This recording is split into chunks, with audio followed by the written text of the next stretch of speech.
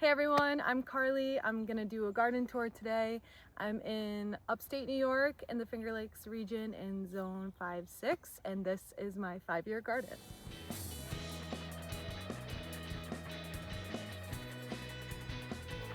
Come here, Seth.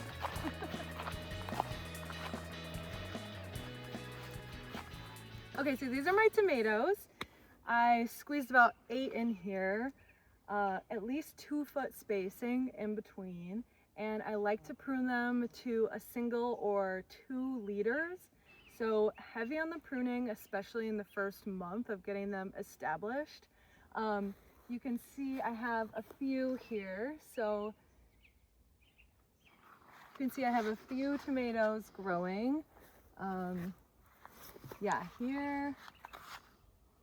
So these are kind of like my beefsteak varieties, and I have gold medal, which is like tried and true in my family. It's orange, so it's a little less acidic than like some of the darker reds. It's like a nice orange tie-dye color, and we do pretty much anything with a lot of these tomatoes. We'll make salsa, we'll make sauce, anything fresh like that. Yeah, if you look down here, I like to prune at least 2 feet up on each plant, and I kind of like stagger them around this trellising system. So yeah, you can see like these plants are a little stressed. We're seeing some leaf curl. Some of the varieties that I'm growing this year, terracotta is gonna be the first time I'm ever growing that. I pulled off a huge fasciated bloom from that one today, so I'm not sure if I'm going to like it.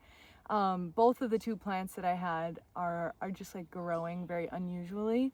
And yeah, gold medal, San Marzano, Paul Robeson, which is probably my second favorite to gold medal. I think that was voted like the #1 best tasting tomato. And I agree with that. And let's see, we have some cherry tomatoes, but we'll get to those in a minute. So yeah, these are my tomatoes. I also have, just some fun crops at the base to help keep the soil busy. Okay, so next up we have some squash plants. We have 2 squash plants and 1 cucumber. This is a Palermo Italian heirloom squash. This is the first year I'm growing this. I have a few in there that I'll show you in a second, but we've been battling the squash bugs already this year. It's like mid to late July, and we've probably had like over 300 squash eggs that we've been working on. So if you ever see these,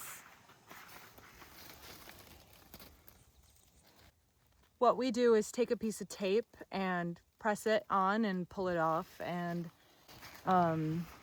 yeah, try to stay on top of it, because when they hatch, things start going chaos. So yeah, we have a cucumber in here that's kind of just starting. That's what this is here. And then we have a winter squash variety that's starting, just a trellis. This is anise hyssop, which is one of my all-time favorite plants. Really great for the pollinators, makes delicious tea. It tastes like licorice. But if you plant this, you see so many different kinds of beneficial insects in your garden. And here I have a eggplant. So I've never grown eggplant before, so this will be the first year, but we have one just coming in now. So very excited about that. So let's go to this next bed. We might have to shift a little because of the sun. Yeah. All right, so here I have some okras. These can get up to like 4 feet tall, so we'll see how big they get. And then this is a cauliflower, so hopefully we can harvest that sometime in the fall. And we have some leeks in here. And we've been harvesting these kind of whenever to use them. And then if you kind of come see some of the stuff that we have growing up this trellis here, we have some baby cucumbers that have just started. We haven't harvested any cucumbers yet, so this will be the first. And then this is my pride and joy, my loofah plant. So I'm really hoping I can make some sponges out of this. It's technically a gourd and you leave it to dry on the vine. I think probably we'll harvest it sometime in September or October before the first frost. And we'll continue to dry it and then we can use it as a sponge. So yeah, okay, so over here we have another Italian heirloom squash variety, and this is Trombosino. I originally started growing this because it was vine borer resistant, and the first year in my garden I really struggled with the vine borers, which are the little grubs that go into these like tunnels and kind of like eat them from the inside out. So yeah, these also harden into like, I mean, they grow to like 4 feet tall on average, and they harden into a beautiful winter squash too. So we'll probably harvest this and eat it as a summer squash, but you can also let them harden on the vine and have some squash for winter. I have some more delicata squashes here, and then a watermelon growing up the middle here. Watermelon notoriously does bad here. So what are you gonna do? Let's go see the peppers. Okay, so on your right is a couple weed plants. Oh my gosh, we have beans. We do? Look at it. Oh my God. Okay. Okay, so over here, actually you could probably see them better, but we have some green beans that have been working their way up this trellis. I really loaded in this raised bed. I don't know why, but here is a tomatillo plant.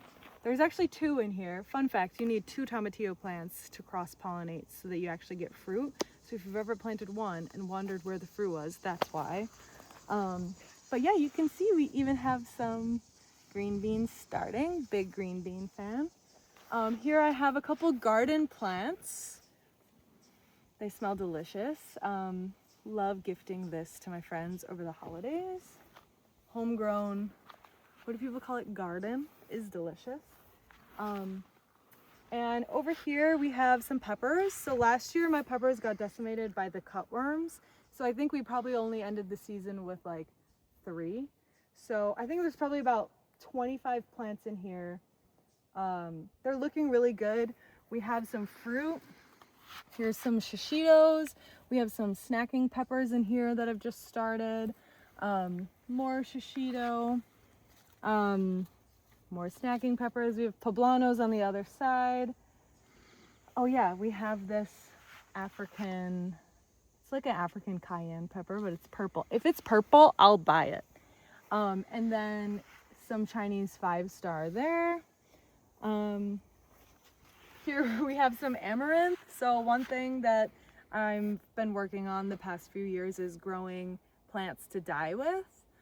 So specifically this is a dyer's amaranth, and obviously you can see it's like a really intense color. And then this one I like to use, I think it's called Hot Biscuits. I love to use it in like floral arrangements. It's really nice, especially in the fall. But these are getting a little big. We had to make some prunes today. And then yeah, over here I have a few more varieties of tomatoes. These are my cherry tomatoes, so I have a lot here coming in. But this is like not really good practice if you want to come see. This is just like a wall of foliage. Something that's really important about tomatoes is getting airflow, and this is not really what you want. So there's nothing wrong with pruning specifically for the sake of just opening the plant up. It's mid-July, so we don't have that much fungus pressure yet, but I did find some early blight on these tomatoes over here. So I just pruned off those leaves, but the more airflow the better, and then a lot of times that splashback from the rain back up onto the leaves from the soil is another way that you can spread disease. So that's why we prune our tomatoes really high so that splashback doesn't happen. We cover with mulch as much as possible, but fungus still gets in. So a lot of people spray. I don't. I'm lucky because this summer I'm going to be here a lot and I can stay on top of it, but especially if you're away from your garden and like even for a few days, it can kind of start to take over.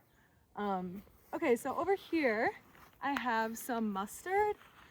I planted this as a trap crop, but it seems to be doing better than all of my kale and lettuce, which was what I was trying to deter the pests onto that. That's what we call trap cropping. And then, yeah, these are currant tomatoes, so they're even smaller than a cherry tomato. My friend Jack gave me the seeds and I thought I'd give it a try. They're almost ripening. Probably they'll be my first tomato, but they're pretty freaking cute, I'm not gonna lie. So yeah, and then down here I have some buckwheat planted. I like to use buckwheat as a cover crop in the summer, specifically after garlic harvest and onion harvest. So we had a ton of garlic there. I planted that. Over here, I have some dent corn in here growing, you can see, mixed with, this is asparagus and this is cilantro, so that goes to seed. And we'll probably get some more cilantro towards the fall when some of this falls and reseeds itself, but I never have to plant cilantro because it just does it for me.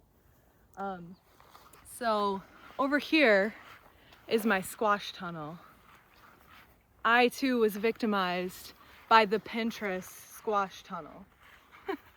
So these are all my pumpkins. You can actually see some starting to grow. Heavy on the squash bug pressure here. So this is definitely one of the places that we check on nightly. Oh look, we even have one here. Yeah, timing can be tough on the squash plants. Pretty much by the end of the season, I think I've probably harvested one pumpkin in my 5 years of trying to grow winter squash. The summer squash, you know, you harvest maybe like 10 zucchinis by the time the pests take a hold of the plant. But with winter squash, they, you know, have to be in the ground for a lot longer. So there's just more time for them to be eaten. Over here, I have some green beans. I'm trying to put some other crop in here to help bring the birds in, to help me with the pest pressure on the squashes. So I try not to just do only squash. And then over here I have 3 cucumber plants kind of all packed in. But I probably should have spaced them a little bit better, but I have a few good size in here and I'm hoping to be able to harvest those probably in the next week or so. So if we go over here, I have some random things over here. Some sunflowers, some celery. This is the second year I've grown celery. And honestly, we just kind of harvest it as we go.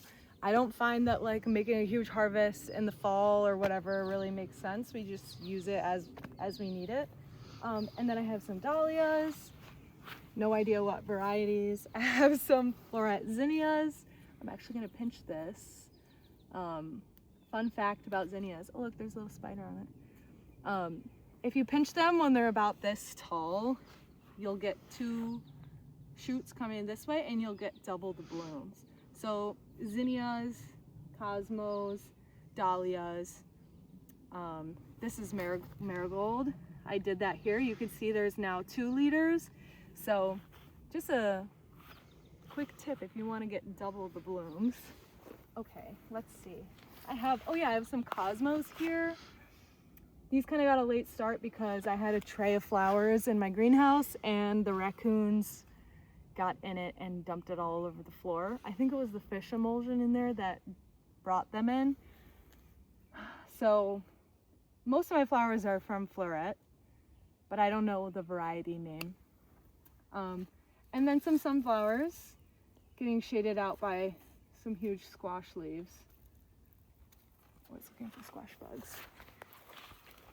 Shit. It's okay. I think that one's dead. Okay, let's go inside. Okay. So in this bed, it's a lot of cold hardy stuff. I have some more buckwheat and red clover in here. And these are cover crops again. We had about 100 heads of garlic in here that we harvested. I'll show a photo of that at the end. Some more amaranth. Kind of nice that this is providing some shade to these colder crops. So we have beets over here.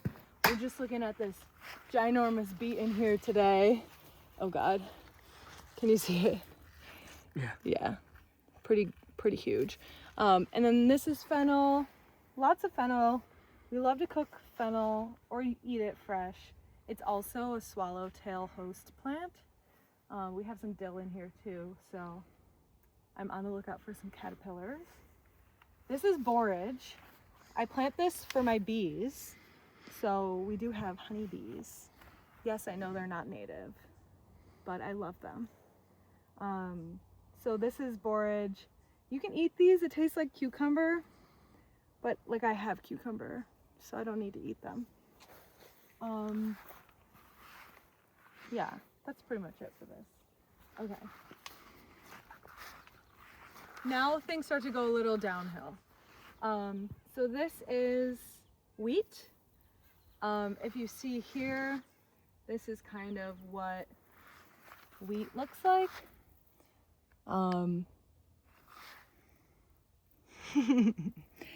Yeah, these two beds specifically, those tomatoes and this, I'll show you my onion fill as well.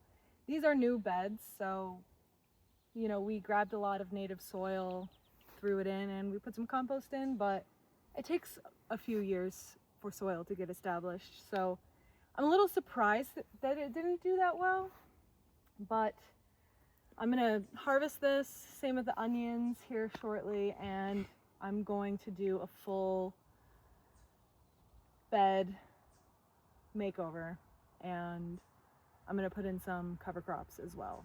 So stay tuned for that. Yeah, so I'll harvest this.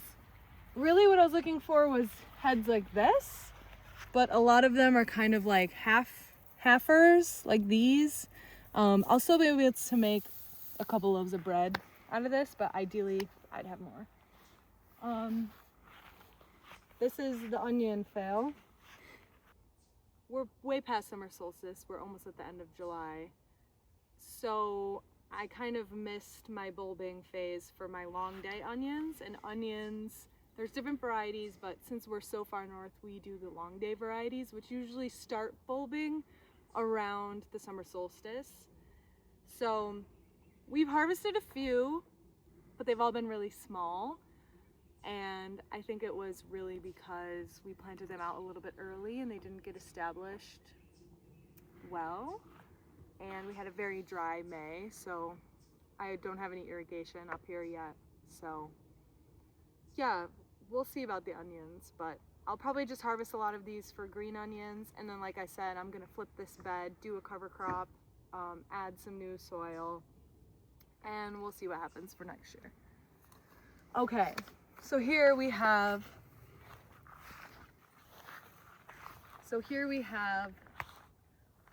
a Three Sisters patch. So that's squash, corn, and beans. It's dent corn, so it's the kind of corn that you use to make like tortillas, which is a staple in our household. The raccoons have been figuring out how to get into the garden, which has been a struggle. So I think probably we had about 40 to begin with. The cutworms got half, so then we had 20, and then the raccoons probably got 15 of those. So, I mean, I'm pretty excited about this. I think they look really good. But yeah, so the Three Sisters method, we're growing squash at the base to kind of help keep the soil saturated and make sure that that's covered. And then we have beans. These are dried beans, so they're cow peas. So those are gonna be like your dry bean variety, the ones that will be able to store all winter, and you'll have to boil them if you want to use them. So yeah, overall I'm pretty happy with the relationship of the beans, the corn, and the squash. Like, this is exactly what you'd want, but the raccoons just beat us to it. Okay, so now we have our grapes. We do have quite a bit of grapes going on over here. So we have a few varieties of wine grapes.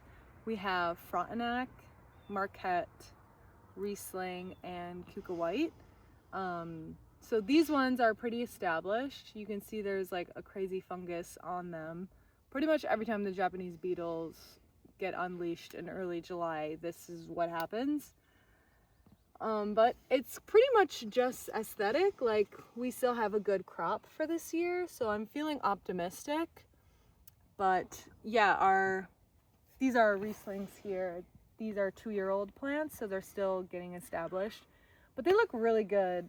And yeah, we like to make wine at home. It's delicious. We do get a lot of grapes from the neighboring farm. That's the other thing about growing grapes in a region where everyone's growing grapes. There's a lot of pest pressure. So like, these funguses are just kind of like traveling in the air and on the bugs that come to visit these plants. So we don't really do any sprays, so we just have to be okay with them looking like this. Yeah.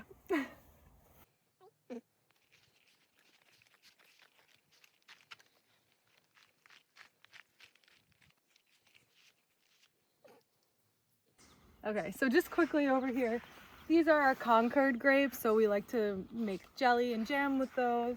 I have a Rogue Dahlia and Lily there, but these are all our peonies, which we get locally from a local peony farm. So this year I'm really trying to grow things to dye clothes with and just herbs for having herbal teas. So this is kind of my herb bed. I have some feverfew, which I already harvested a bunch of that. This is rosemary, some lemon balm here. These are African marigolds, so these specifically are gorgeous and used for dyeing. And here we have tulsi, also known as holy basil, and this is like one of my favorite herbs right now. It smells so good and it tastes so good in a tea. We have some French marigolds, also used for dyeing.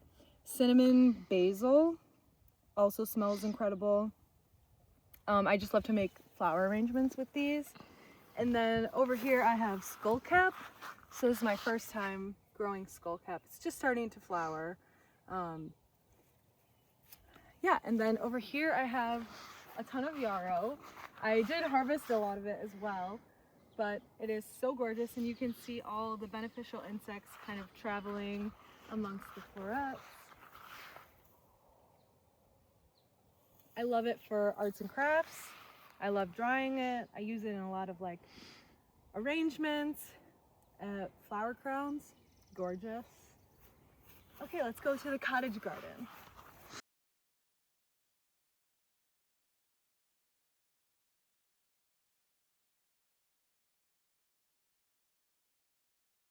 Okay, so this is the second year with the cottage garden.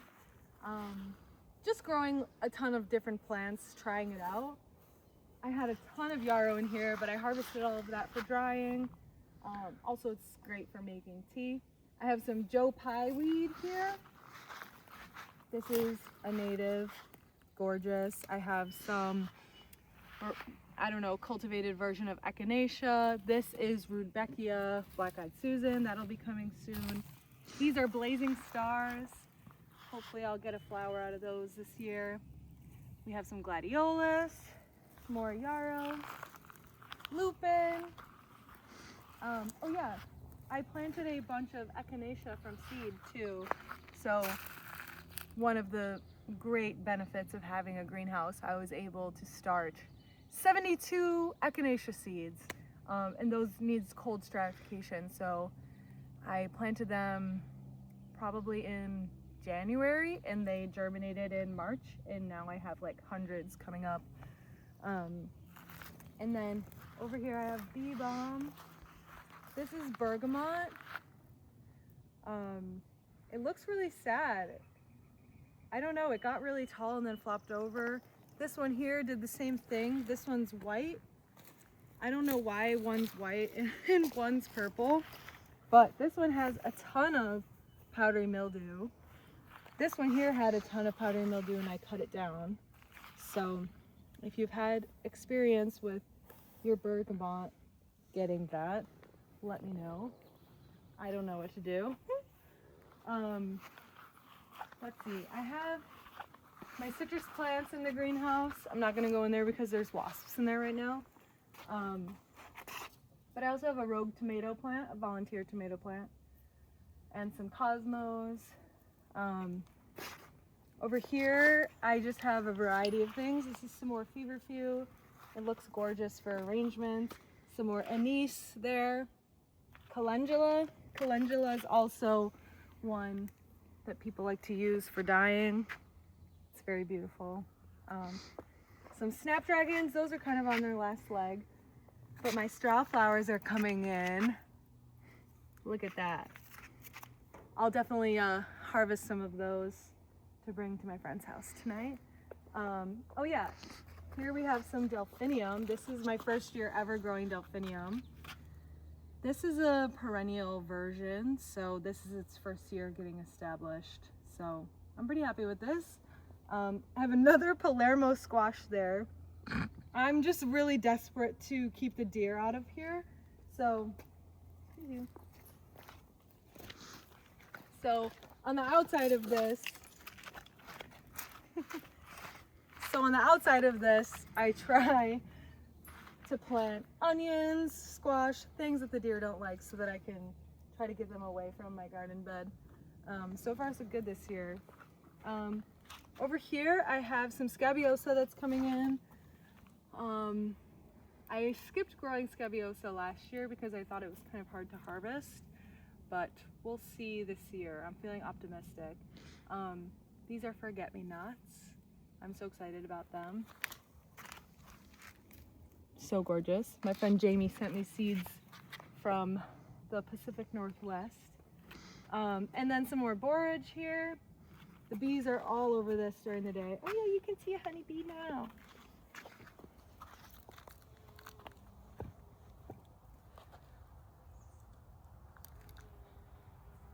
Yeah. And then this was my poppies, but they've kind of since died. But that's okay. Thanks for making it this far on my first garden tour. Let me know what you want to see. If you want to see the bees or the chickens or something fun. Oh yeah. Maybe next time we'll get to the orchard. Thank you.